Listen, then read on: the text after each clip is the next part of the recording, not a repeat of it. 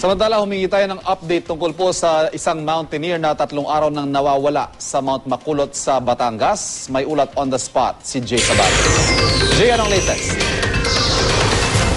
Ivan, tuloy-tuloy ang pagdating ng iba't ibang mountaineering groups na nagvo-volunteer para search and rescue ni Victor Joel Aison. Ang Philippine Air Force Battalion Group 740 naman sinuyod ang kanlurang bahagi ng Mount Makulot. Isa ito sa sinasabing pinakamatarik na bahagi ng bundok. Ang mga pulis mula sa Batangas kasamang ilang barangay tanod nagrapel sa bangin para i-check kung dumaos-dos ba roon si Aison. 3 araw nang nawawala ang mountaineer, huli siyang nakita noong Easter Sunday. 2:30 na madaling araw noong linggo nang iniwan ni Aison sa isang 11 taong gulang na bata ang kanyang malaking bag sa mountaineer stopover sa poblasyon 7, Cuenca, Batangas. Maliit na bag lamang daw ang dala niya nang umakyat sa Mount Makulot. Huling namataan si Aison 9:00 ng umaga noong linggo nang bumili ng mineral water sa tindahan sa taas ng bundok.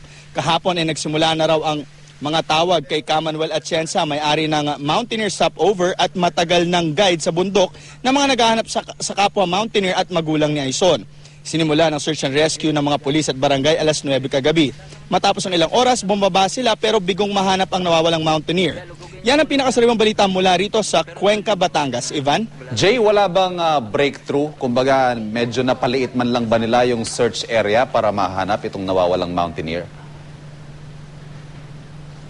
Actually, Sir Ivan, no, lahat ng mga possible places na pwedeng puntahan itong ni Aison ay unti-unti na nilang sinusuyod. Kanina pa nga, meron pa nga false report na nandito na raw sa ibaba yung tao. Chinek nila, negative naman po ito. So ngayon, ang sabi ng mga mountaineers na nakausap ko, pag hindi pa rin nila makita dito sa may bundok, baka check daw nila yung malapit na lawa rito. Baka naisip daw ni Aison na lumangayo rito. Ang problema nga lang dun sa lawa na iyon, meron daw parte doon na biglang pababa. At sana naman ay hindi nga raw nangyari ito sa kanya. Ivan? Okay, maraming salamat. Jay Sabal.